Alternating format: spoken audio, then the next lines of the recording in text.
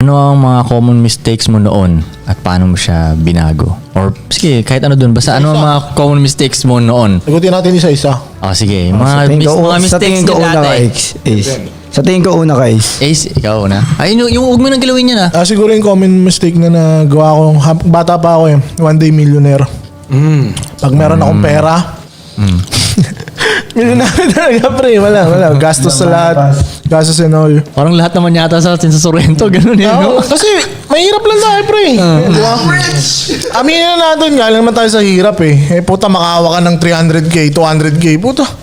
Imposible. Matalino ka talaga nun kung, ang tawag nun, kung ma-handle mo yun ng maayos. Nagaling ka sa hirap, sa una pa lang. Yun siguro yung mistake na nagawa ko. Tayo na nga dati, Ay, pinagsisihan 50k nga lang, di ko ma-handle nauubos ko agad ng... Ang bilis lang yun niya. Wala ko nga dati pag may ganun ka, I'm rich. Ha! I'm rich. Yung bata.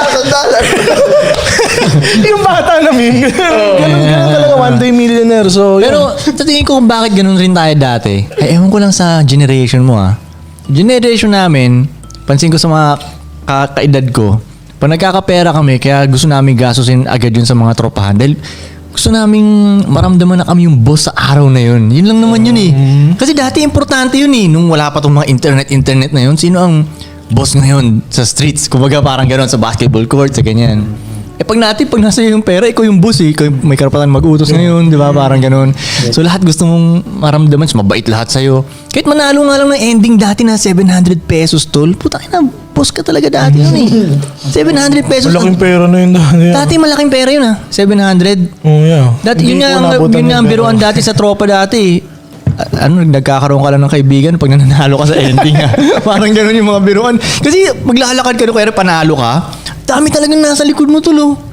Kasi kahit Balato, ano kay balatong balato. 10 lang, 20, masaya na yung tropahan dati nun May pantaya na ulit sa ending. may pantayan na ulit sa ending or painom ka lang. Ikaw yung bida talaga nun pag nanalo ka sa ending. So I guess dati kaya siguro ganun yung mga mentality namin. Gusto namin maramdaman na kami yung boss sa araw na yun, parang ganun.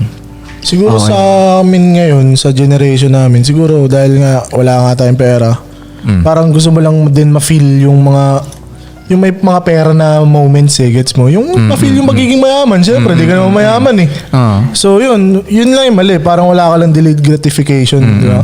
Parang, pera, ganun. So yun ang mga mali talaga. Yun Pero sa talaga tingin ko nga lang din tol, okay lang din Kasi para maramdaman mo rin mawalan ng malaking pera. malaking pera din. Experience. So, paano mo siya experience mo mababawi? din siya parang ganun di ba? Pero ang Experience good din. thing naman dun kasi pag nakatapik ka na ng ganun, alam mo sa sarili mo na kaya mo na ulit tapikin yun. Kung titingnan mo na ganun. Ibang tao hindi na makabangon sa ganun Sabagay, Nalulungkot sabagay. na Tama yung mentality mo na ganun. Dapat ganun ka mag-isip job, na Ace. talaga. Dapat din mas malaki yung nalugi mo, halimbawa. Mas malaki din yung lesson mo nun pa sa future na Pag gagawin. malaki yung nalugi mo, no? Mas malaki experience. Or siguro rin sa generation yung Ace, kaya mo rin ibo-ball out yun dahil yayabang mo agad sa social media. May ganun Oo ba? talaga, ganun. Malaki ulo mo Dami ka pera Sa bagay, kasi Usually dati wala namang kaming walang social media dati. So magyayabang lang kami sa hood talaga. Sa tropa lang. Oo, sa tropa. Ilan lang. Ngayon ganun pwedeng 1,000 na yung makakakita ng yabang mo, no? Yabang. Parang, shit, parang kaya one day maubos pera ko. one day Tayo millionaire na. lang. Pagtapos Nasa shit, post wala ko lang na pala. to. Siguro ganun, no?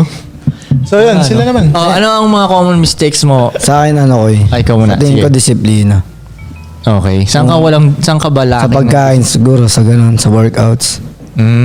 Kasi kung ginawa ko yung dati pa, tangina. Boxing talaga ako. Champion ka sana talaga. Hindi. Siyempre, maganda katawan natin, mas fit, alam mo yun. Mas healthy. Di ba? Yun. Ayun lang sa akin siguro. Bagay, pansin ko kay Kika. Kasi late ko na siya nagawa ko Pero nga tol, kasi nakilala kita nung dating wild dogs ka lang talaga Tapos yung disiplina mo ngayon, ganyan. Kaya parang, Talaga, what the oy. fuck? Parang ibang tao itong nakilala ko, di ba? Idol ko yan. So kaya nakakatuwa tol, nakita ko talaga nung wala siyang disiplina dati. Yung mukha siyang amoy Red Horse lagi. Totoo. Oo, umaten kami ng conference ni Kika na May hangover. puro businessman yung mga kasama namin sa conference. Ano yun yung Gary V na, di ba? Gary V. Gary Vaynerchuk ba? Kika, putangin na amoy Red Horse doon. Putangin na mo, Kika, bakit naamoy ko yung Red Horse sa'yo? Inom kami kagabi. Totoo Kaya yan, ako na totoo late yan, tayo dito. na. Tapos may hangover pa doon. Ngayon mo lang na makikita si Gary V. Puta may hangover ka pa. Galit nga ng experience na yun ko no? Tayo na yung... Naamoy ko talaga yung singaw ng Red Horse. Naamoy ko talaga yung katabi. Tang ina mo naman, Giga. Mukhang ina mo. Yun. Pero yeah, totoo yung disiplina ni Giga. Nakakatuwa ngayon dahil nakita ko talaga siya na walang disiplina talaga. Kasi Good job, Kika. as in yung kanta ni Kika Good nga, job, mate. kung may theme song si Kika dati, yung Wild for Tonight, Fuck Being Being Polite. Polite. Yun ang theme song niya dati. Talaga, Yan, oy. yung dalawa. Oo, screen. At saka si Ives, yun din ang theme song niya dati. Alam mo yun? Wild for Tonight. Sama-sama tayo lahat. Okay, so disiplina sa'yo, Monday Millionaire, Ives Freshness. Mistakes, common mistakes mo. Ang dami ko ang mistake eh. Kaya- Kaya bigla ko na lang iniisip na lesson na lang lahat yan. Okay, so Ganun ano ko nga na yung, siya tignan. kung bigyan mo kami ng kahit yung Example na dapat. Parang kay Lagi ka, kaya mo nga ako sinama na sa team song eh. hindi mo pa nga rin na-perfect yun disiplina. So hindi Oo pa nga, rin yun siya ba? considered na ano. Oo nga eh. Hindi yun pa rin siya na Pre, bigyan mo naman Pero ako ang, sa pre. may improvement naman ako kaysa sa dati. Okay, ko. Hindi ko man siya, di ba, nagigets mo? Emoji lang yung sagot mo. Okay, pre. Di ba? Kaya na pronto naluluntok sa ilalim ng table si Frank puta. Sabi na parang... Kasi bubuga mo ng tubig mo eh. Dito makuryente tayo. Kaysa sa dati, sobrang lala ko dati. Madami naman ako nabawas. Hindi ko man siya perfect yung Oo, disiplina. sa bagay. Mas Tangina. malala ka. Oo, masasabi ko nga mas malala ka nga dati. Tama. Ikaw na ba? Ako, Mistakes mo dati. big mistake ko. Ano? Big mix. Common. Hindi, marami nga eh. Malaki ang mistake eh. Wala na yung speech. Ano niya? Big mixtape. Okay. Nagbubugan kasi kami. Mel, breathe in, breathe out. Yes, coach. Yes, coach. Hindi, yung big mix. Big mixtape talaga, pre. Big mixtape. Okay. Bel, hinga muna. Ito, picture mo kasi. Tagalogin mo na lang kaya. Big mistake. Pinakamalaki kong kamalian. Oo, yun. Yun na lang. mistake, Basta pre. yun na lang. Yung pinakamalaki kong Kamalian. pagkakamali na ginawa ko yung piliin ko pang gawin yung mali kahit alam ko na dapat kong gawin yung tama. Pero hanggang ngayon, Kanina lang na-experience namin yan eh. no? Gets yun, magulo. Ganun ka pa rin eh. Saan? hanggang ngayon, ganun ka pa Sa rin eh. lahat ng instruction namin sa kanya, uminom ka ng tubig, ayaw niya, namumutla ka na, ayaw niya. Kanina. Pero alam niya naman tama yun, Goy. Habang nagbo-boxing. Pero gets niya talaga, totoo yung Hanggang sinasabi. ngayon, mistake niya yun. Hanggang ngayon. Pero sabi ko nga, di ba, parang tingin ko nga, Gusto ko yung defense side- mechanism ng Pinoy yun eh, na nakasanayan pa niya na hindi niya maalis. Yung, bawa, bisita ka, tanongin ka, gutom ka, hindi pa tapos yung sentence, todo hindi na, di ba? Parang gusto mo So bakit ganun kaya ang Pinoy? mahihain. So tingin nila, tingin ng Pinoy, pag humihindi ka, marespeto yun. Kasi mahihain ka. Ewan ko, yun yung basa ko sa culture natin. Ha. So mali ba o tama? So tingin ko kailangan mo i-balance. Balance. Okay. Di ba? Tama, balance. Kasi tol, minsan, kailangan, hindi ka, gutom ka naman talaga. Oh, or kahit hindi ka gutom, anong ginagawa mo sa kainan? May bagay. Tumatanggi Kumain ka na lang. Naglagay ka sa plato mo ng something, halu-haluin mo dun, whatever, dog. Parang yung bisita nila Ba't ka tatay. pumunta dito, di ba? Parang yung bisita nila tatay dati na doon sa Mindanao pa to, bata pa sila tatay. Kwento lang ni tatay to. Bisita sila. Sino, oy, kaon. Ah, hindi. Okay lang. Ayaw niyong kumain. Okay. Binigyan ng Sprite nila tatay ngayon. Sumakit yung tiyan niya. Tayo siguro rin tayo. Sumakit yung tiyan niya. Yun ang problema eh, di ba? Gutom naman talaga siya. Dahil tinanggap niya yung pagkain, di ba? Gutom ka naman talaga eh. Oh, mas malala yun. yung Yan gutom tuloy, ka. napahama ka tuloy. Tingin ko hindi nahihiya ang mga Pinoy. Ma-pride lang sila. Oh, pride? Oh, parang... Pwede rin. Pinoy pride. Ano mo na kay Pacquiao yan? Pinoy pride. Bakit papakainin mo? Bakit may pangalaw eh? Grabe naman. Eh, ba't ka nandito sa Kaya na mindset yan, no? Hindi, feeling ko nga talaga tol, ano na lang siya, parang, ano mo, yung natural na gagawin mo, defense mechanism. parang sa boksingero, pag jab, alam niyo na agad Instinct. gagawin. Oo, yung instinct niya na yun, tol. Kumbaga, minsan nga, tol, mangyayari, imbitahan ka, sabihin ka, kain ka na, sabihin mo, hindi, okay lang. Tapos bilang sabihin mo, fuck, that pala umuoo ko kasi gutom na wala. Kaso normal lang sinasabi mo, hindi, okay lang. Why brain, di ba? Oo. Pero pa hindi, sige, okay lang. Para sa isip ko, ano ba, hindi, sige, okay lang. Hindi, sige, okay lang. Oo nga, normal na sagot yun ah. Magaling sumagot okay yun. lang. Oo nga, no, hindi, sige, okay lang. Tara pre, buka pre, hindi, sige, okay lang. Hindi, sige, okay lang. Hindi, sige, okay lang. Guguluhin mo pa ngayon yung ano yung nagalok sa'yo. Multiple choice pa yung binalik sa'yo eh, no? Hindi, A, hindi. B, sige. C, okay lang. Nalito pa yung host eh, no? D, all of the above. Okay. Kaya nga kailangan matanggal ni Memel yung tingin ko. Yung ganon. Di ba, no? Gets naman ni Memel eh. Ay, yung malaking pagkakamali ko. Lalo na pag naiintindihan niya tapos ayaw niya pa rin gawin. Yun yung nakakainis nun eh. Kaya, Sa akin siguro ko ganun, Sorrento din. Ano? One day millionaire. yes sir, One day Puto. millionaire. Sorrento mindset. Okay. Sorrento mindset. Ayun, tatlo sila ko eh. Oh. G, ikaw. Blow money pass, no? Ganun talaga pag may pera. So, yun din ba ang common mistake mo na masasabi mo na ano? Koy, malaking lesson yun. Alam ko kasi tol, feeling ko kasi tol, shortcut siya para maramdaman mo yung gusto mong maramdaman. Pagka Na- boss tol. or pagka yung big baller ka ngayon. Yes. Shortcut siya, ang daling shortcut niya eh. Ang sarap na kasi, tangina yun ang gusto nating maramdaman eh. Oo nga. Pero good lesson siya, good Ha? lesson. Good lesson, bad experience. Yes, yes. Ako sobrang tanga nga ng mga lesson ko dahil ilang beses Alaga. hindi MC yung nasunog ko talaga eh. Tangina, Ganun Wala lang. sa lyrics mo, nasa lyrics. Grabe ka ganun dun dati. Kaya ngayon, ang tingin nga sa'yo, ang yabang mo na eh, nagbago ka na. Wala, mayabang ka talaga ako. Hindi, naalala ko pa nga nung panahon yung hindi na ako ganon, yung nagbago na, hindi na ako one day millionaire. Lagi ko naririnig sa mga tao, wala nang pera yan si Kuy Kuy, wala nang pera yan si Kuy Kuy. Kasi hindi sila Tsaka hindi na nag-Amerika eh. Tsaka hindi ka na nag-Amerika eh. Oo, sa Hindi ka na bagay. bumalik eh. Oo. Pero, hindi, tama. May mga times na pag sinabi nilang wala nang pera si Kuy Kuy, totoo talagang wala nang pera si Kuy Kuy. Pero minsan, pag naririnig ko sinasabi nila yun, meron talaga akong pera, hindi lang ako namimigay na. Kumbaga, wala na eh, iniinib ako na eh. Dalawang beses, ang tanga ko na nga talaga. Dahil nga isang beses lang mangyari sa'yo, mawalan ka ng M, nakakasunog mo lang eh. Tanga na, dalawa sa akin. O, di ba tanga yun? 2 joints ko eh, 2 Pag ganun, joints. kumbaga, kailangan ko pang ma-learn yung lesson ko ng ganun. Dalawang beses, mawawala yung M sa'yo. Eh, Koy, bakit yan? Parehong paraan ba? Ay, hindi, tama. Maganda rin yung question mo. Kasi yung unang paraan talagang all out na bara-bara yun. Party tayo dito, ganyan. Pangalawang paraan, investment, mali-maling investment nga lang. Matalinong paraan pero mali-mali nga lang din. So medyo tumalino ako. Koy, ano yun? Lesson din yun mga dami na nasunog natin dati. Ikaw, anong common mistakes mo nung teenager ka? Tingin ko yung mistake talaga na hindi ko maaayos, yung parang kay Kika rin sa health. Yun, kasi akala ko Hindi noon... mo maaayos? Hindi ko na mababalik yun eh, kumbaga. Okay, gets. Diba? Parang hindi ko na mababalik yun eh, yung energy mo nung mas bata ka. Alam mo yun, mas hindi ka busy sana. Ang nasa isip mo lang, gumawa ng pera. Mamaya ka na mag-aasikaso ng health pag mayaman ka na. Which is mali pala. Mali. Dapat pala, binalanse mo. Kasi pag healthy ka habang gumagawa ng pera, mas marami kang magagawa. So, mas bata ka pa lang, umpisa mo na rin yung routine na kaya mo pagsabay-sabayin na healthy ka, may workout ka, may hobby ka, gumagawa ka ng pera.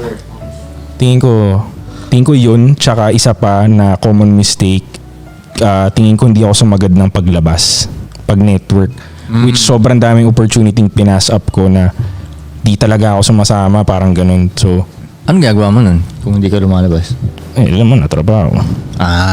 So at least medyo good pa rin yung ano. Medyo good pero ini-imagine ko what would happen kasi the very few times na lumabas ako. Ito nga wala nga ako dito, hindi ako lumabas eh. Sabagay. Gets mo? Ilang party lang ang inattendan ko nung taon na yun, nakilala ko pa kayo, naging 2 joints pa, 'di ba? Paano kung dinamihan ko pala ano-ano pa yung pwede kong network, sino pa yung mga pwede kong nakilala. Yun lang na hindi ko mabalik. O di yun ang gagawin natin ngayon. Right. Diba? Mas nasa posisyon Yun ang siguro pinipilit tayo. ko sa'yo ngayon gawin eh. Tama. Umano tayo, mag-spiderweb tayo ng mga Right. connections natin. Tapos we're in the right position kahit pa paano. Yes sir. O tama, mas okay pa yung position natin ngayon, di ba? Oo. Ako naman, ang common mistake ko ay, ang sa tingin kong mistake ko dati, ano tol, oras tol. What do you mean? Time Dami management? kong sinayang Time oras. management, tama. Di lang time management. Ang dami kong sinayang na oras. Ganun, parang tinitin ako. Ba't siya nasayang? Anong ginawa mo nung mga panon? Nag-relax? Tambay. Yun, ganun.